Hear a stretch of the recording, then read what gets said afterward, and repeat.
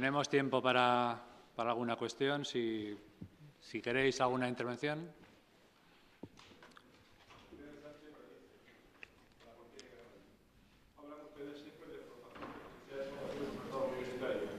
Hay necesidad de formación de los que forman los profesores de la universidad, porque están pegando unos cambiazos, unos giros impresionantes. Si tuvieran ustedes ahora un objetivo de aprendizaje enfocado en la lección, sobre todo la vida, un objetivo de aprendizaje enfocado para el alumno. Yo llevo en el CES al año 80 y estas cosas las hemos estado explicando. Una cosa es explicar y otra cosa es recoger trigo, es decir, todo esto lo hemos estado explicando formación del profesorado. Y este giro que han pegado ahora con el resultado de aprendizaje, hablan de resultados de aprendizaje a nivel de título. ¿Y las competencias qué son? ¿Qué son?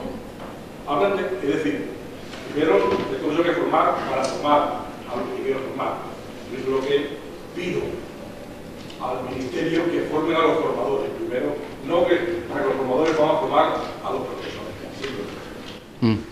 Muy bien, bueno, pues vamos a ver, con respecto a que los resultados de aprendizaje del título son las competencias. Creo que lo he dicho varias ocasiones en la presentación y coincido perfectamente en ello, ¿no? Y por lo tanto, esa ha sido la manera en la que yo tengo de interpretar algo. El problema es que cuando yo veo las memorias que se presentaron de las titulaciones, lo que hay descrito como competencias, muchas de ellas son resultados de aprendizaje y en un número absolutamente excesivo. Podemos seguir con las cosas tal y como están, y podemos dejar ese cuadro tal y como están, pero evidentemente a mí me parece que si reconocemos que algo no se hizo bien en su momento, en algún momento tendremos que recapacitar, tendremos que reflexionar y ahora con la renovación de la acreditación, pues evidentemente tenemos una buena oportunidad. Y con respecto a la formación, en este caso del profesorado, yo no le voy a decir a usted, por supuesto que no, qué objetivos, digamos, de aprendizaje tiene su asignatura. Y yo no trataba de decir eso. Lo que trataba de decir es que hay una mezcla de muchos conceptos. Anteriormente lo ha intentado también explicar Javier. Yo hace muy poquito he podido tener la experiencia también de estar en una acreditación con una agencia internacional y me he dado cuenta que es que no lo tenemos nada claro. Hombre, podemos seguir sin tenerlo claro y utilizamos objetivos como resultado de aprendizaje y competencias y mezclamos todo, pero yo he visto alguna propuesta donde, claro, en teoría algo que se tiene que medir, porque los resultados de aprendizaje o las competencias nosotros tenemos que evaluarlas y se tiene que medir. Y entonces la capacidad, tener capacidad para, ¿cómo medimos lo de tener capacidad para? Y de eso están plagadas las memorias.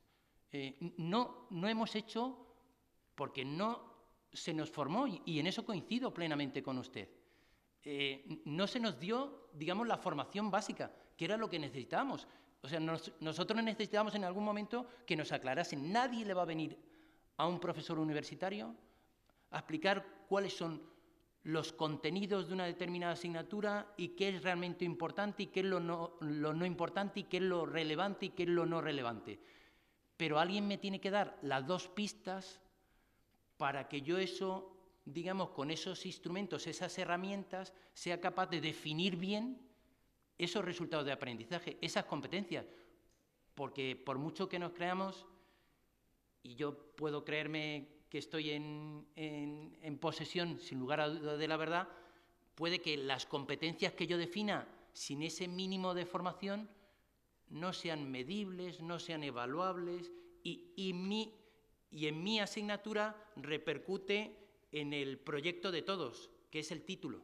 Y evidentemente esto requiere directrices como las que suponen en definitiva la definición de ese perfil competencial, que es lo que está intentando hacer la escuela, a mí me parece con gran sentido de lo que tiene que ser, porque entre otras cosas se enfrentaron en un momento determinado a una gente que vino de Estados Unidos que nos hace las preguntas que realmente tenemos que hacernos, y es, vale, usted ha definido competencias, perfecto, pero ahora me tiene que decir usted cómo evalúa esas competencias. Y me tiene que demostrar, y me tiene que decir que esas competencias a su vez están relacionadas con las actividades formativas y con el sistema de evaluación, y todo tiene que tener una coherencia. Eso ese ejercicio puede que algunos lo hayan hecho, pero yo le digo que la mayoría del sistema universitario español no lo ha hecho. Esa es la realidad práctica. Totalmente de acuerdo con usted de su planteamiento. Yo lo que iba es, lo que pido es un mínimo de estabilidad conceptual, un mínimo de decir, esto es pues, hasta 5 años o 8 años, porque si no estamos dando bandazos. Estoy totalmente de acuerdo que hay que evaluar, que hay, si eso ya lo hemos dicho. Si todo esto son terminologías de objetivos específicos, objetivos generales, objetivos de todo eso ya, esos conceptos, pero por lo menos un mínimo de estabilidad conceptual.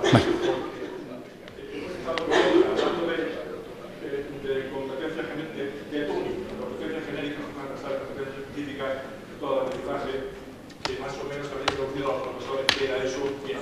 Y ahora no dice nada, ahora todo en función del resultado de aprendizaje. Porque esto es todo en función de totalmente bien, pero es un mínimo, yo lo que pido es un mínimo de aclaración de estos conceptos. Pues se tiene que evaluar, se tiene que hablar de indicadores de logro, todo eso totalmente de acuerdo. Si no da igual indicadores de logro que objetivos específicos, sinceramente yo no me quedo en la terminología, me quedo en el concepto. Pues lo que pasa es que probablemente no haya acertado en mi manera de expresarlo, de dirigir el mensaje, pero precisamente lo que trataba también en esta última parte era de conjugar lo que había antes con lo que hay nuevo.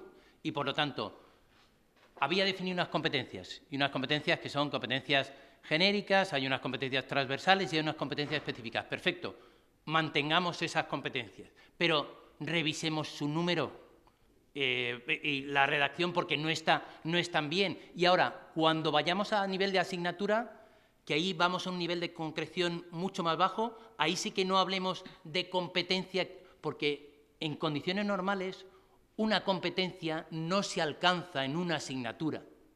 Entonces, hablemos de resultados de aprendizaje en asignatura, y esa es una manera de compatibilizar lo anterior con esto, y de lo que se trata es de darle continuidad, evidentemente. Y vuelvo a repetir, esto ni es norma, ni es Real Decreto, ni es orden ministerial, ni nada que se le parezca, pero va alineado en ese proceso de reflexión en el que también se ha visto envuelta la escuela, a pesar de que no ha cambiado, digamos, ni la orden ministerial, etcétera, etcétera, pero se ha visto necesidad de definir esas competencias por parte de la escuela, ¿no? José Antonio. José Antonio Cobos, profesor de esta escuela también. A ver, hay un dato que yo no he escuchado y que no se ha puesto sobre la mesa aquí en esta ponencia, y es, revisando la Declaración de Bolonia, dice básicamente dos cosas fundamentales. Una es la de los ECTS y cómo valorarlos, y otra es la estructura con grado, máster y doctorado. Eso es básicamente lo que viene a decir la Declaración de Bolonia. Dice que los grados tienen que tener una duración entre 3 y 4 años, y en España se puso una restricción adicional, que es que los grados sean de 4 años. Esto, si bien puede ser muy adecuado para un porcentaje de las titulaciones que tenemos en la actualidad, bueno, por 60, 70, 80, 90% de las titulaciones, yo creo que en la ingeniería ha condicionado muchísimo las cosas. Y, por ejemplo, alguna de las preguntas que se hacía el ponente Javier del Valle decía ¿por qué los títulos en un sitio son de una forma, de otro, tienen competencias de una forma, de otra? Yo creo que la causa de eso es que el corsé que impone los 4 años hace que se restrinja muchísimo la diversidad competencial que se pueden alcanzar en unos ingenieros que podrían hacerse o podrían titularse perfectamente con 3 años, y otros que a lo mejor, como bien decías tú mismo, pues las competencias que se deben alcanzar al nivel de máster deben estar basadas en otras previas a nivel de grado, y que la secuenciación de grado a máster pues se tiene que hacer de una forma fluida también luego en su implementación. Es decir, que el corsé de los 4 años yo creo que nos da en la línea de flotación en la ingeniería y condiciona mucho el resultado de los títulos. Entonces, la pregunta es, ¿quién es capaz de, o competente para, o tiene la atribución de cambiar esto? Si es que eso se puede cambiar, ¿a qué nivel hay que cambiarlo? ¿En qué ámbito está? Esa es la pregunta. Muy bien. Bueno, pues el competente es el Ministerio de Educación y Ciencia y el Consejo de Ministros, porque evidentemente eso requeriría cambio en reales decretos, que evidentemente esa es la vía de hacerlo. Yo coincido plenamente con usted, no sé por qué, porque precisamente Bolonia es construir el espacio europeo de educación superior sabiendo que la única manera de construir en Europa es partiendo de la diversidad. Y por eso el punto de partida era que los grados, que el bachelor era pues entre 180 y 240 créditos ECTS. Y eso estaba porque cada país tiene un enfoque diferente, pero yo no sé por qué, pues aquí cuando se hizo la traducción de la libertad, pues eso fue 240. Y eso, desde mi punto de vista, fue un error. Fue un claro error que además ha llevado, en definitiva, también a la universidad a situaciones pues, de mucha tensión, una transformación, cuando yo creo que había maneras bastante más fáciles de adaptar, digamos, ese entorno del espacio europeo de educación superior, simplemente habiendo dejado esa libertad de 180 a 240 para los grados. Pero esa es la situación que tenemos a día de hoy. A pesar de decir esto, creo yo que nos merecemos entrar en otra dinámica obligatoria de volver atrás porque nos equivocamos. Vamos, me empiezo a sudar, ¿vale? Esa es la realidad práctica. Entonces, veamos a ver si se puede hacer algún tránsito relativamente fácil, porque aun reconociendo que yo creo que no se hizo bien, y el punto de partida era que era de 180 a 240, y yo creo que hubiera habido un tránsito mucho más fácil y mucho más natural al que tuvimos, la realidad práctica es que volver para atrás, con lo que se ha hecho, volver a tensionar el sistema universitario, yo por lo menos las veces que he podido expresar mi opinión, y no deja de ser una opinión, es que no merece la pena, digamos, hacer un cambio de 180 grados, por mucho que asumamos que nos hemos equivocado. Podemos abrir una pequeña puerta, empezar, digamos, cierto tránsito, que podría estar bien, pero nada de cambios bruscos, de que, como ahora nos hemos equivocado, hagamos ahora grados de 180 o abramos la puerta a cualquier cosa entre 180 y 240. Creo que, sinceramente, nos meteríamos en un problema aún mayor del que tenemos a día de hoy. Vicente. Sí, yo lo que quería decir, se dijo aquí que Bolonia ha sido una revolución. Realmente no ha sido una revolución, ha sido un golpe de Estado. Sí. Quiero decir, en el sentido que es algo que se ha impuesto desde fuera de la universidad, probablemente porque desde dentro la universidad nunca hubiese podido generar un proceso de cambio tan profundo como el que exigía. O sea, hay que ser autocríticos con nuestra incapacidad como institución de generar el cambio que la sociedad, el nuevo mundo global impone.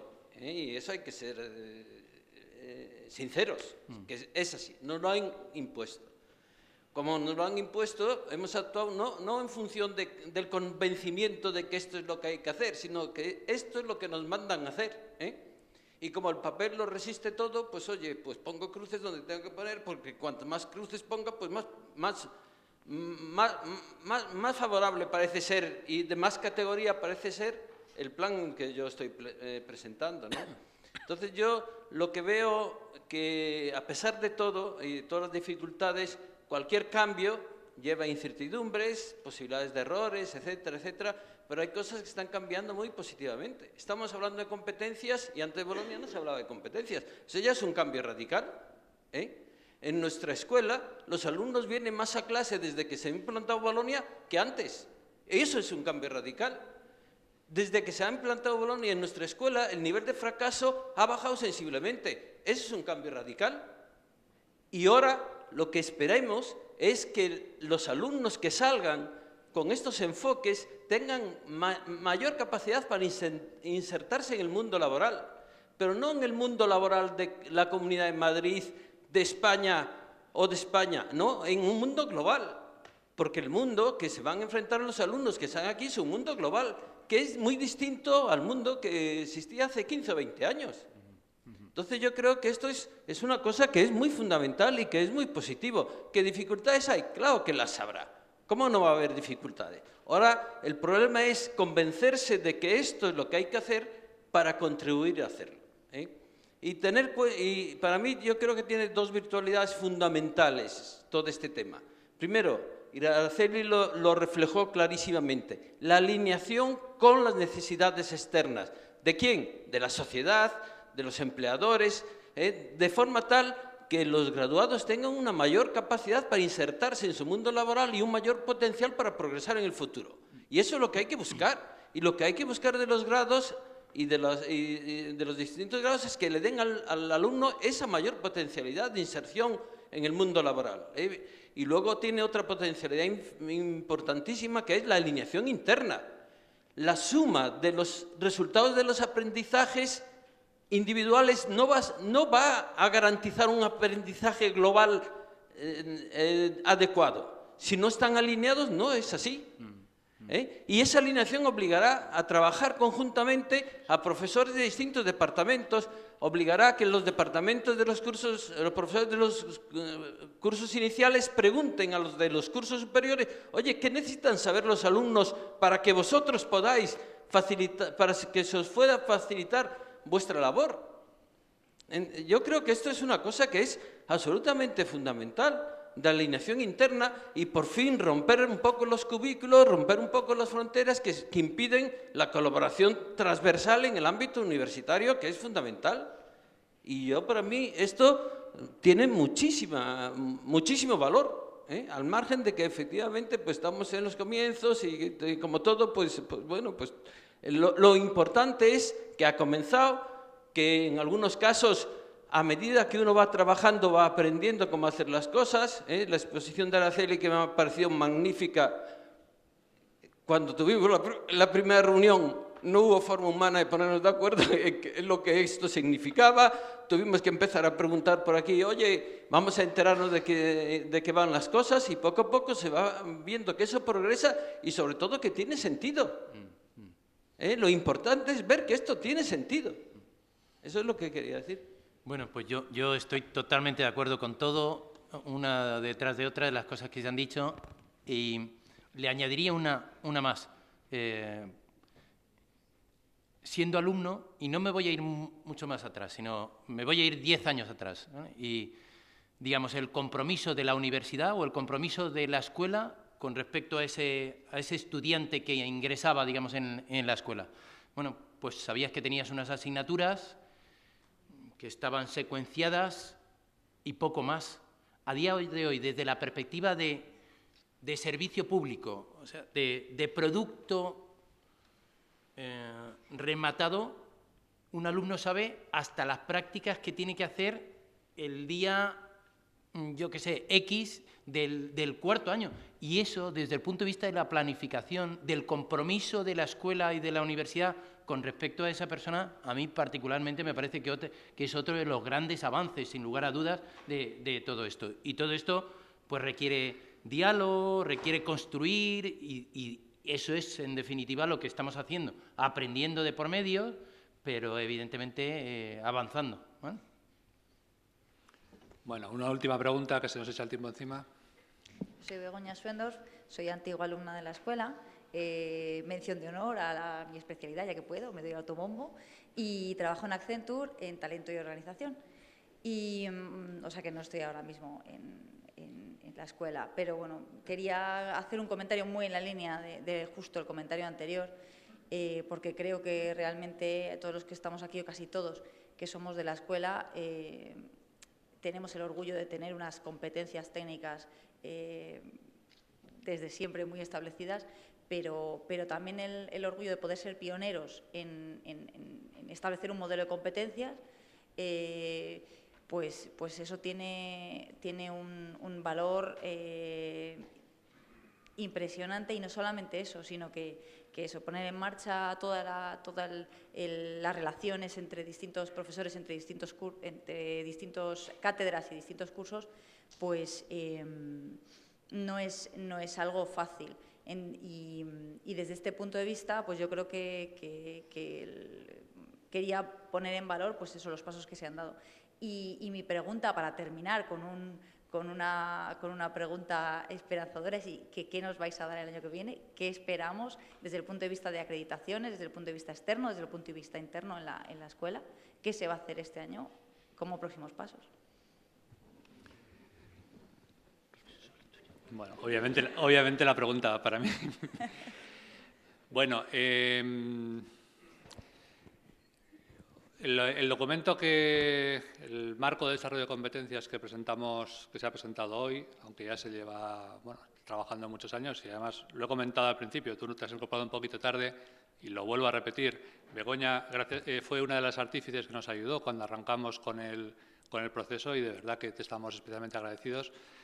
Bueno, este documento es un documento vivo, es un documento que tiene su riesgo el hacerlo público, pero bueno, creo que el camino se hace andando, ¿no? Y sobre este documento lo pone en la introducción, es un documento que está sujeto a constante cambio porque hay que ir modificando, adaptándolo. Hoy mismo nos habéis comentado cosas que hay que ir tocando y yo creo que hay que ir construyendo sobre esa línea, ¿no?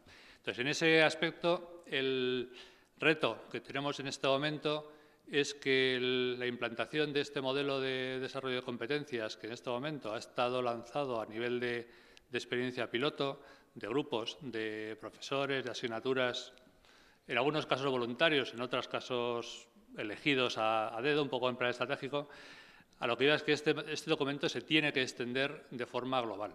Yo creo que es el reto para que esto, con el tiempo, llevará su tiempo, porque estas cosas pues, no nacen de un día para otro, pero esto tiene que ser el ADN de la escuela. No tienen que creer un grupo de profesores en esto, sino que tiene que creer toda la institución. A nivel de pasos, estamos con respecto a la acreditación EIVET a mitad del proceso. Estamos más en el tercer año. En este momento tenemos que plantear la decisión, corresponderá a la escuela tomar la decisión si se presenta una renovación, que es dentro de 3 años, pero hay que dar ya el paso, hay que tomar la decisión porque esto lleva sus 2 o 3 años de margen. Y hay unos pasos fundamentales que son la revisión de objetivos. Es un tema que, una de las cosas que ahí se establecía los objetivos, Araceli lo ha contado con detalle, los objetivos no son los objetivos de titulación. Es un poco lo que se espera de los egresados cuando llevan un tiempo en el mercado laboral, no justo cuando han terminado, sino lo que se espera de ellos. Entonces, ese tema exige una revisión temporal. Fijamos unos objetivos hace 3 años, cuando arrancó el proceso. Ahora estamos precisamente en ese proceso de revisión para que cuando llegue dentro de 3 años el hito de esa renovación tengamos hecha una segunda revisión, todo encadenado con un proceso de mejora continua y de acciones de corrección. Además, ese proceso o ese momento de la acreditación EIVET coincide con el proceso de acreditación de Verifica, en tiempo. En su momento ya se planificó y queremos también pues, que esto se haga de una forma simultánea, pues un poco a la forma en que se ha establecido por parte de ANECA el programa de acreditación conjunta de Verifica con Eureis, pues esperamos que también pues, en ese tipo de acreditaciones se busque algún tipo de sinergia, porque el esfuerzo que exige una institución pasar por el proceso en sí de la acreditación es importante. Y creo que es importante, que es fundamental que se busquen sinergias en estos procesos para que se haga todo de una forma sincronizada. No sé si te he respondido, pero...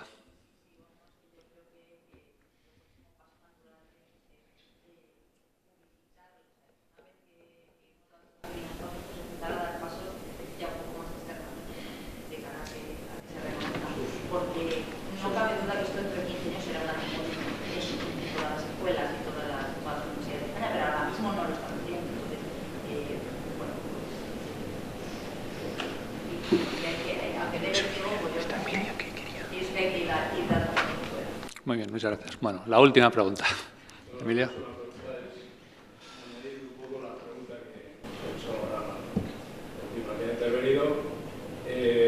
A la vuelta del verano estaba previsto que este modelo fuera implementado en la universidad.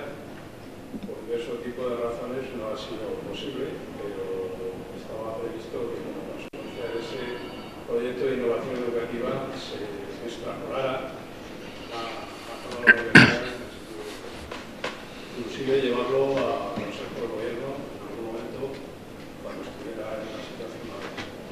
Esa era un poco la idea de la proyección de este proyecto, que yo creo que es necesario. Muy bien. Bueno, pues yo creo que por mi parte vamos a cerrar ya la sesión resaltando pues, un tema que he dicho en la parte primera de la introducción. Esto en su momento El detonante fue cuando la escuela tomó la decisión de esta acreditación, pensando en un tema de un sello de calidad y algo que nos diferenciara, pero yo creo que eso es la anécdota. Lo que hay detrás es la filosofía que traduce en esto, que es lo que nos ha cambiado un poco a toda la escuela la forma de entender el proceso de aprendizaje, y un poco pues con esa finalidad estamos trabajando, y también era la jornada de hoy, de que conocierais y os diera a conocer un poco más este proceso. Repito, agradecer a todos los participantes en la sesión, todos los invitados, y por supuesto por todos los que habéis asistido también como asistentes, y muchas gracias.